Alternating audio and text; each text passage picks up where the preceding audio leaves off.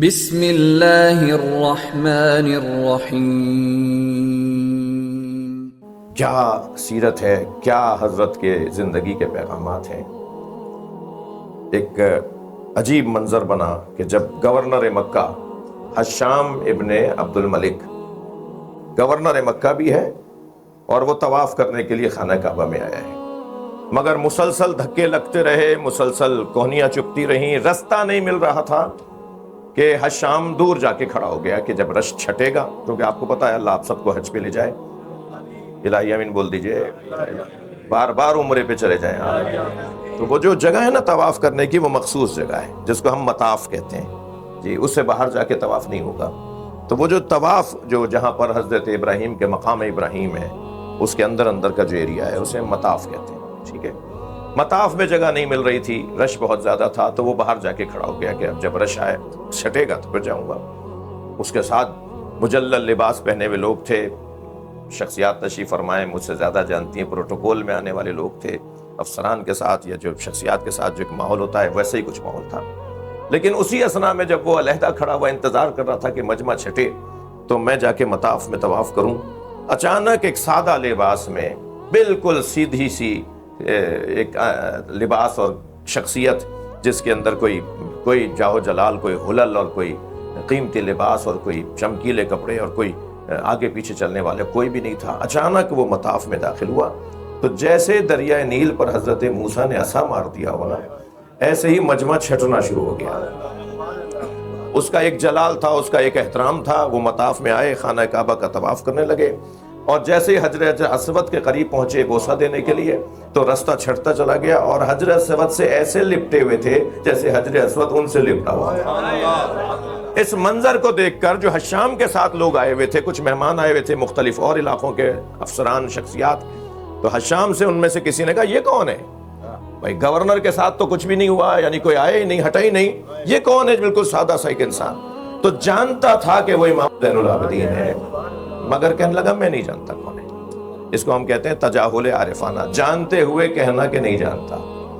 کہنے لگا میں نہیں جانتا کہ یہ کون ہے۔ تو جیسے ہی اس نے کہا نا میں نہیں جانتا، تو دربار کا شاعر، مجھے اجازت نہیں جملہ کہنے کا، یعنی فرزدق جو تھے، ابو الفراز، بہت بڑا نام ہے عربی ادب کا، عربی شاعری کا، ان کا نام فرزدق اور کنیت ہے ابو الفراز، وہ انہی کے ساتھ آئے ہوئے تھے، دربار کے شاعر تھے، وہ حشام کے ساتھ ہی کھڑے ہوئے تھے۔ لیکن جب انہوں نے سنا کہ یہ کہہ رہا ہے میں نہیں جانتا، خوب جانتا تھا، وہ جانتے تھے کہ یہ جانتا ہے، تو جیسے ہی اس نے کہا میں نہیں جانتا تو اس نے کہا نہیں جانتے تم؟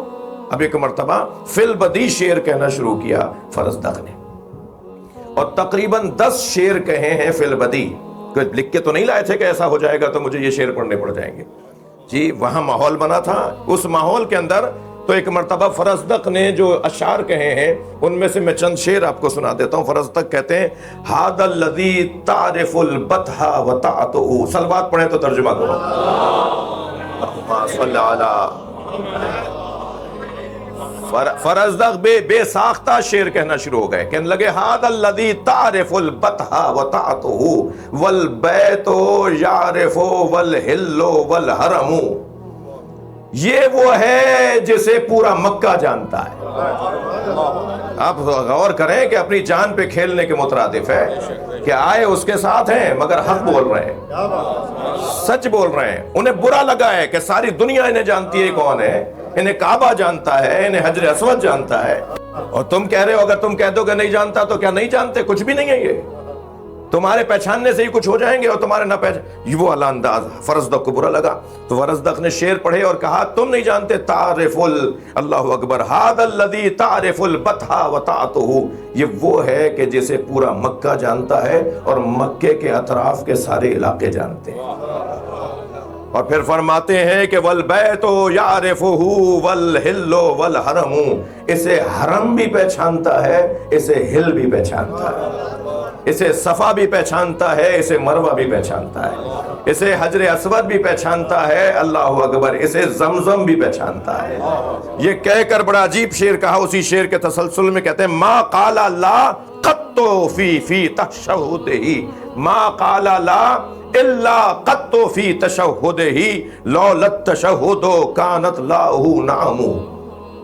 اگر تشہد میں لا کا لفظ نہ ہوتا تو یہ وہ سخی گھرانہ ہے کہ ان کی زندگی میں لا تھا ہی نہیں. نہ لا نہ نہیں، ہم نہیں دیتے، ہمارے پاس نہیں ہے. منع کرنا کسی کو، صلوات پڑھے محمد و آلہ. اگر تشہد میں اشہد ان لا الہ الا اللہ نہ ہوتا، اگر تشہد میں لا کا لفظ نہ ہوتا تو ان کی زبان پر کبھی لا ہی نہ آتا. جی بات ختم نہیں ہوئی. جب فرزدق نے کوئی 10 سے زیادہ یہ اشعار یعنی کوئی 20 اشعار مولا کی شان میں وہاں فی البدی کہہ دیے تو وہ گورنر کی طرف سے اشارہ ہوا کہ انہیں لے جاؤ کہیں. جیل میں ڈال دیا گیا انہیں. جب وہ جیل میں چلے گئے، اسیر ہو گئے، گرفتار ہو گئے، تو امام نے انہیں خط لکھا اور اس خط میں انہیں شاباش لکھی اور ساتھ میں 12,000 درہم ان کے گھر بھیجے، ان کے بچوں کو بھیجے. 12,000 درہم.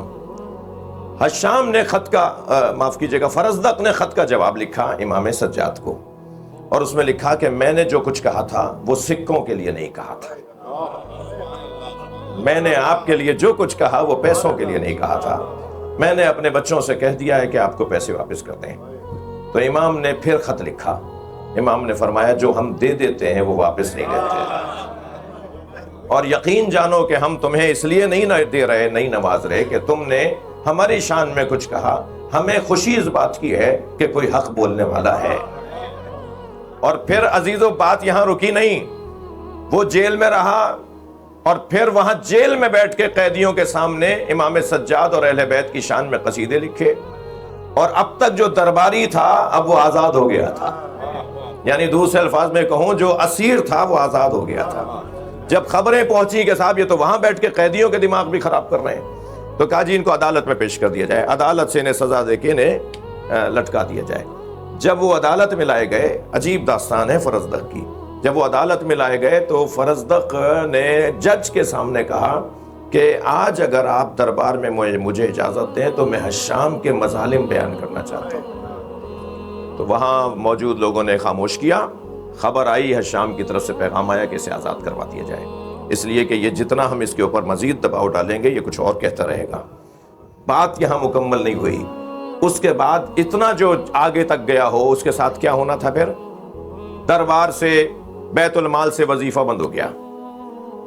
عزیزان گرامی، اس ظالمانہ نظام میں بھی جو شہریوں کے بنیادی حقوق ریاست دیتی تھی نا، وہ بھی ایک سوالیہ نشان ہے ہماری ریاستوں کے لیے کہ بنیادی حقوق شہریوں کو مل رہے ہیں یا نہیں مل رہے. حتیٰ وظیفہ ملتا تھا ضروری چیزوں کا، آٹے کا مثال کے طور پہ، غذاؤں کا، گھر کو بنانے کا، جو بنیادی حقوق ہیں وہ ریاست کی طرف سے ان ظالمانہ نظام میں بھی ملتے تھے. وہ بند ہو گئے ہیں فرزدق کے.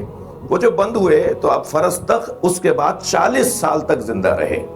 جب ان کا انتقال ہونے لگا تو اپنے بچوں سے کہا تمہیں پتا ہے 40 سال تک مجھے کہیں سے کچھ نہیں ملا، وہ 12,000 ختم ہی نہیں ہو رہے. جو امام زین العابدین نے رقم دی تھی وہ اس میں اتنی برکت ہوئی ہے کہ میں اس میں سے خرچ کرتا ہوں اور وہ مسلسل ایسے کے ایسے ہی رہ جاتے ہیں. یہ اس گھر کی عطاؤں کی برکتوں کا نتیجہ ہے. اور محمد و آل محمد بلندر صلوات. اللہ